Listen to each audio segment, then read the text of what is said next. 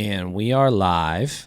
And enjoy this while we are live, everybody, because apparently Twitter is deleting long videos that probably longer than 2 minutes and 10 seconds. So I'm going to have to figure out how to get these episodes out to you, probably YouTube. But we will get to that soon. Kaitlin and I join you this Sunday morning, and we are tired. Tired of it all. No delicious cup of coffee will relieve the fatigue that we have of the exhausting drama of Donald Trump and his campaign, his never-ending campaign for president. I'm just tired of losing. And I see him and I see what he says and I see what his acolytes say. And it's just we haven't learned anything from Carrie Lake just fucking losing in Arizona and her pulling Blake Masters. Well, I mean, Blake Masters had a lot of issues, and the fact that Mark Kelly had just this insane fundraising campaign that he's just got a war chest. But the thing is why did Blake Masters run for Senate in the first place? He should have run for a House seat, and they should have run somebody who had a better background. It's just we're not learning lessons, and it's what I hear from Trump is the same shit that caused us to lose in Arizona, the same shit that I think Oz ran as a normie Republican, but he was still a carpetbagger in yeah, Pennsylvania. It's he literally lost to a guy who is, has mental disabilities now because of a stroke. That he lost to that guy. I'm exhausted too with it. The funny part is now is nobody, I don't see anybody out in the Twitter sphere or in the media who's serious and still backing Trump or considered serious. They're all on the kooky people. Laura Loomer, I see that, yeah. Right? It's Laura Loomer and all those other people who are crazy. But the media is propping these people up. That's the thing that the thing is the media wants a Trump nomination because Trump is chaos and it drives their clicks. But also, Trump team leaks to the media all the time. I don't know what else to say. Trump is... And Trump will lose. Yeah. Trump will lose. I still, we were talking on the Patreon episode a little bit, but I know Trump will lose. I'm more confident that Ron DeSantis will win a Republican primary. I am. I would still bet money on that. And I may, if there's some, now that gambling is legal all over the place, if there is a place to place that bet, I'm going to bet heavy on that. That he'll be the Republican nominee. But even if he is the Republican nominee, they're coming after him with everything they've got. He is Hitler of the month, and it will be every hysterical rambling from every outlet you could possibly think of. And if the economy's good, I don't know that Ron DeSantis wins that. I know Trump loses it. I think it's still going to be a really hard-fought battle. They're going to have a machine in effect, and what do you...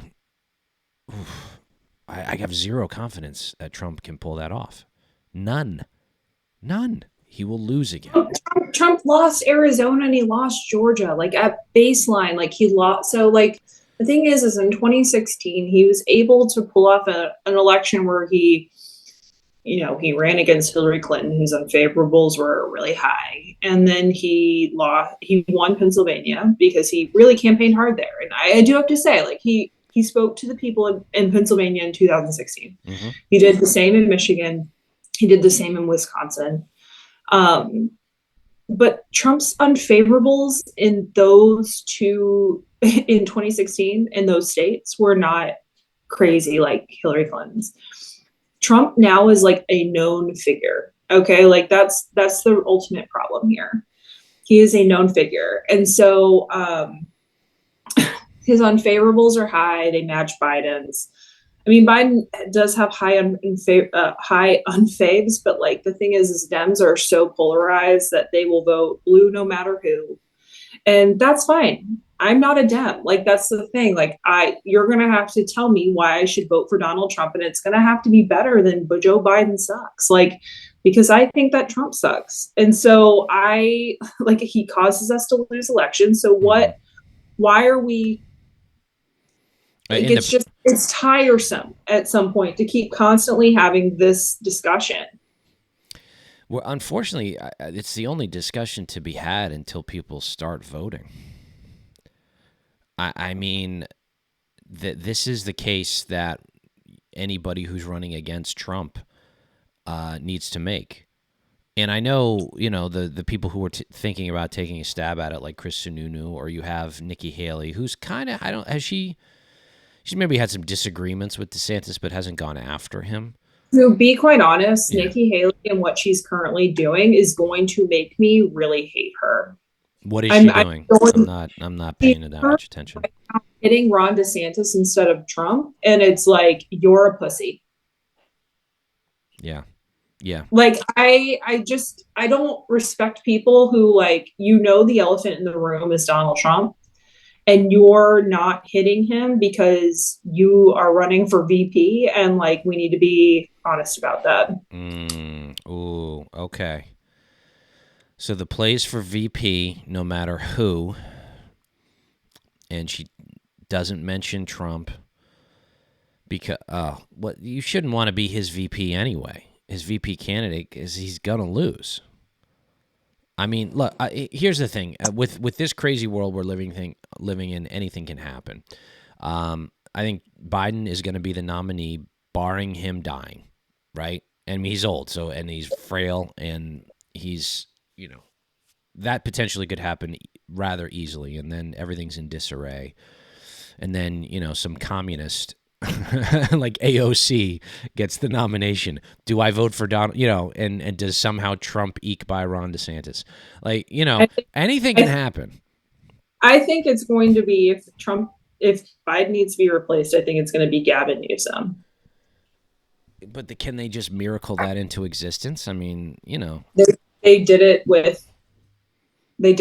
was it 1968? No, they did it with Hillary in 16. They did it with Biden in 20. Well, no, Biden. I was going to say Biden won a primary. Like but the Dems, like the Dems are really smart. Like I don't underestimate their intelligence. They're very politically intelligent. Yes. Biden, after losing Iowa and losing Nevada, and then he won New Hampshire, correct? And so what they did was, sorry, that's my cat. What they did is going into South Carolina, they saw that they wanted to box out Bernie Sanders because Bernie Sanders would have been a loss to Donald Trump. They wanted to box out Pete Buttigieg. So Biden made a deal with Pete that he'd be on the cabinet.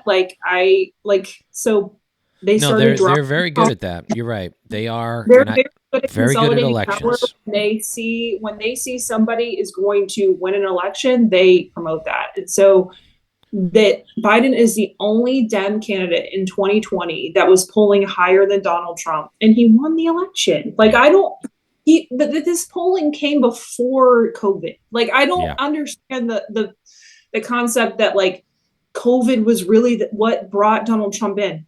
No, like the polling that we had from the Dem candidates in their primary had Biden beating Trump before COVID. Well, I can say this: if Trump had handled COVID better,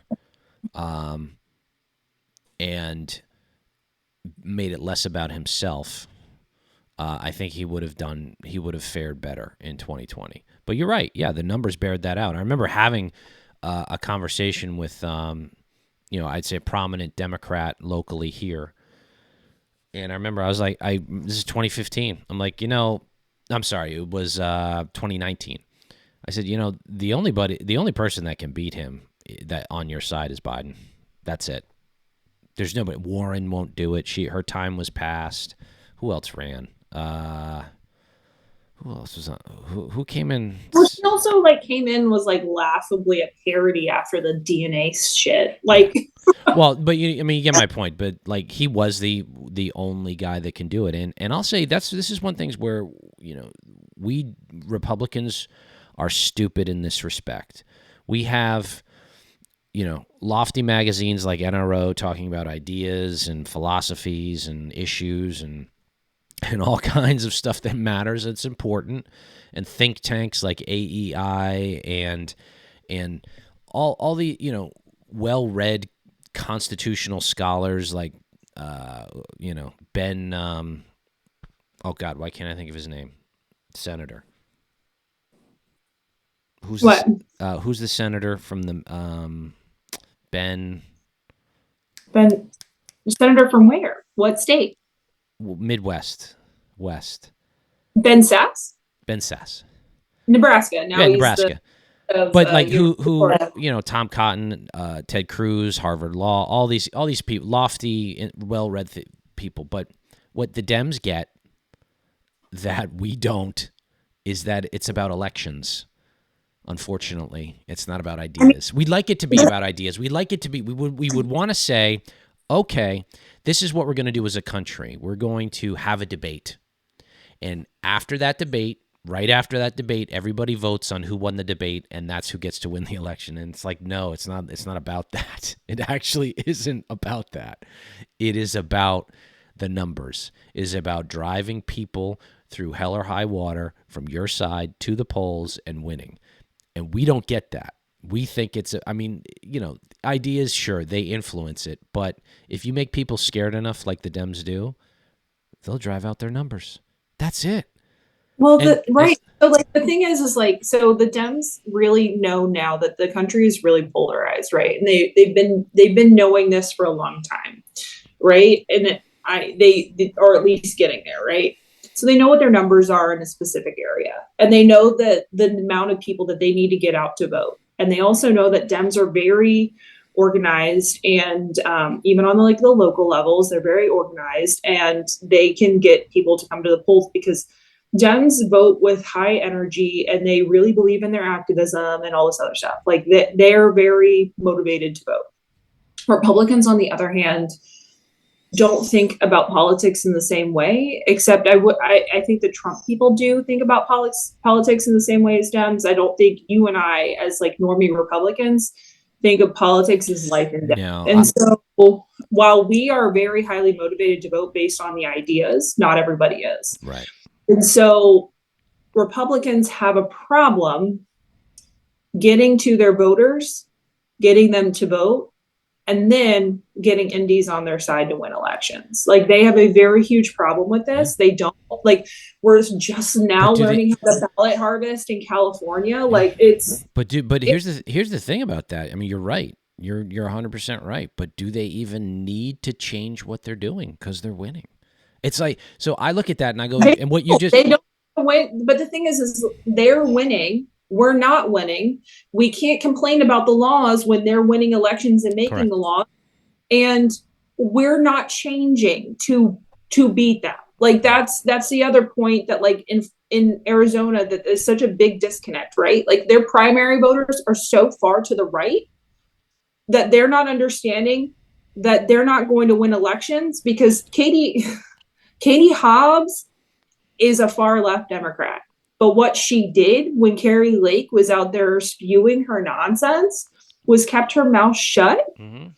And people liked that because they want the normality. Like, I think the populists are very much fundamentally misreading this moment in history where we want competent governance.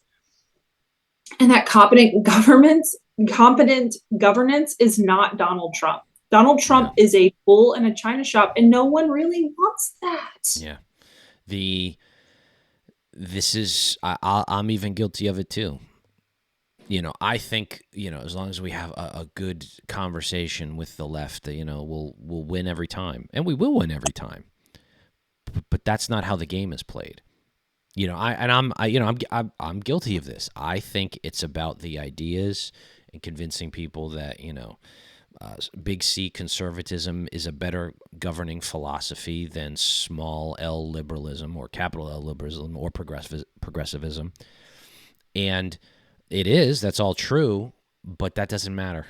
It literally doesn't matter. They just need to find more bodies, and they know down to the I, person how many people right. they got to drive out. I want to say that the ideas do matter, but when it comes to elections, the ideas will not matter if we don't win them. Okay, Correct. so I think it's two separate issues. So I think conservatives get too caught up in the ideas early on, and then they forget about winning the election side. Mm-hmm. Okay, but I still think the ideas matter because they're guiding principles, right? And so, but we need to win elections. Right now, what Donald Trump is doing is trying to win a primary, not a general. And then if he wins the primary, he's going to try to get us on board to win the general. I mean, like, we're in Massachusetts, we're probably going blue, but he needs to really push hard in Arizona and Georgia, and he does not have a good track record in both states now. Like, he We won need them you. in 2016. He did not win them in 2020. Kerry Lake lost last year. His primary threat against Brian Kemp failed.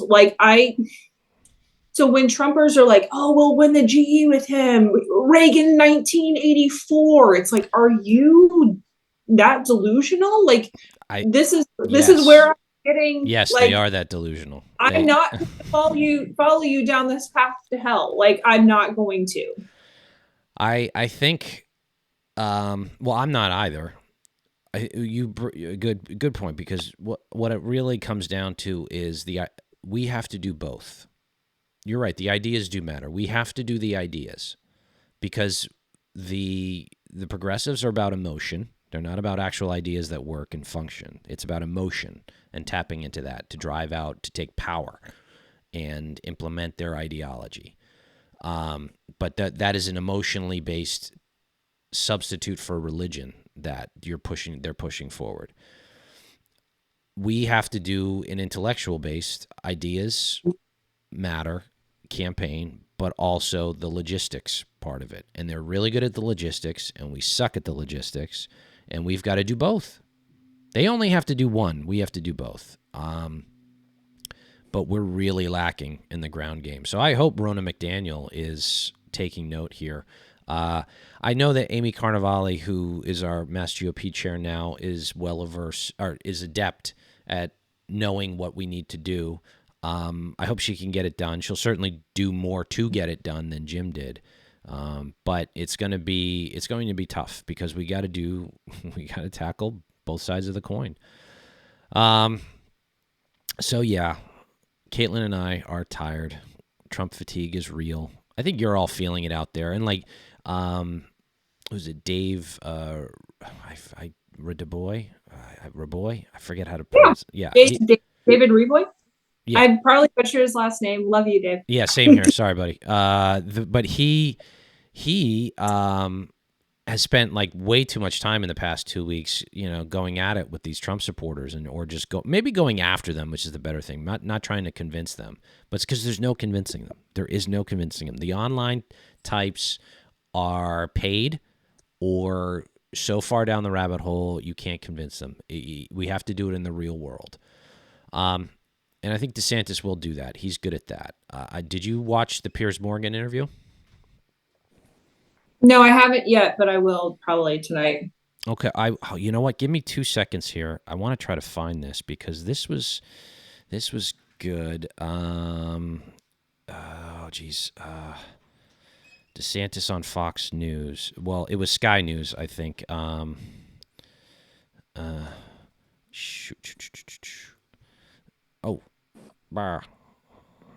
okay. So he Piers Morgan. Crap. All right, Piers Morgan interviewed him. I'm sorry, folks. I need a producer. I should have done this.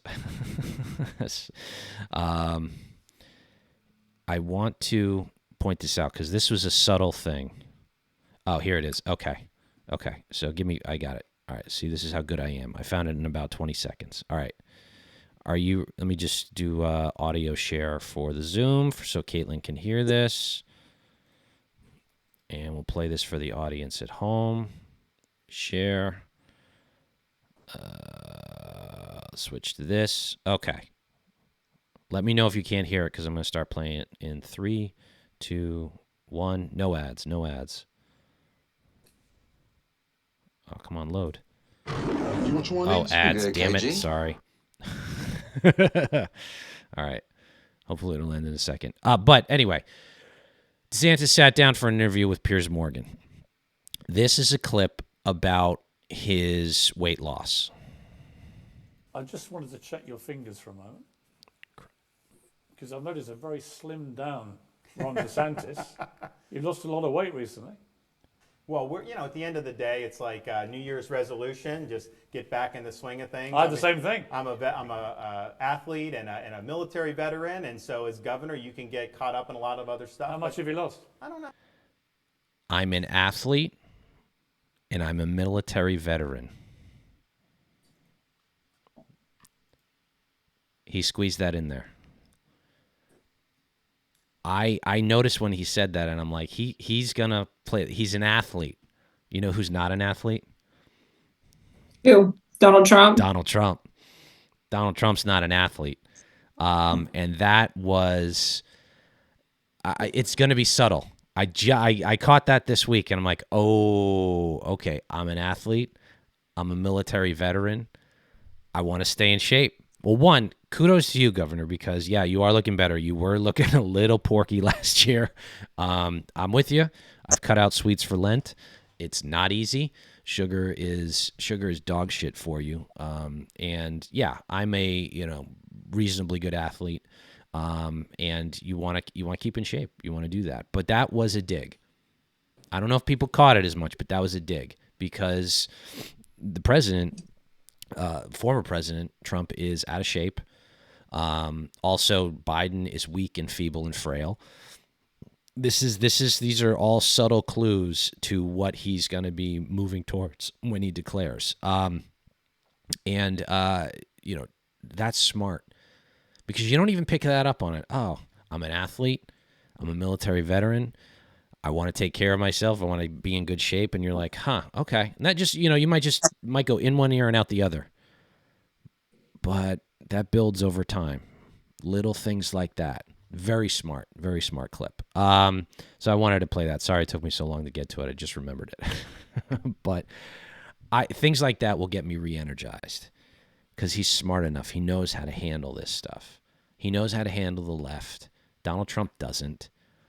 And here's the weird part. The mainstream media is going to go after Ron DeSantis, and they weirdly want to prop up Donald Trump, but they're going to have a tough time doing that because they don't want to have him on their airwaves. So I don't know how they thread that needle. It'll be interesting to see, but DeSantis will be great because what'll happen is they'll go after him, and he'll use them, and it'll deflect from any stuff that they're going to attack him on because he'll be able to, do a little mental jujitsu and flip them on their ass. So I have, he'll reinvigorate me, I think. But right now, yeah, we're fatigued. Yeah. And I have a cold, so this is a low energy show. This is a Jeb Bush show. All right. Anything else? No. Okay. Hopefully everybody has a very nice week. It's getting sunnier and warmer in Massachusetts. It is 20 after 10 on the East Coast. It's supposed to get up to the mid-50s today in Massachusetts. Be sunny. So, yeah, you know what? Why don't we just end the podcast and go get some fresh air, enjoy life, Yeah. Be grateful for this amazing country that we live in. I'll wrap up with this. I actually had to agree with Joe Scarborough this week because Dave Smith, the libertarian comedian, who I like, who's funny, I don't agree with any of his politics because you and I have the same feelings on libertarians. But talking about like Osama bin Laden and the libertarians being the Blame America First crowd, and they are. And Joe Scarborough pointed this out, and I was like, I was like, God damn it, Dave Smith, you made me agree with Joe fucking Scarborough, which I don't like to do. But Anyway, we'll end on that note. And here's to a good new week, a refreshing week, a spring-like week. And that's it. Head on over to the Patreon for a little extra content. Only $1 a month. Anything else? No, I mean, again, just have a good week. And yeah, we're tired of Trump. Like, the Trump fatigue is real. Yeah. When I talk to people about politics, even Republicans, they're like, we're done. Yeah. Like, not done, but we're just tired. Yeah. Yeah. That's it. It's gonna be a death of 1,000 cuts, but it'll happen. Slowly but surely. All right, everybody. Have a great week, and we'll see you next time. Bye-bye.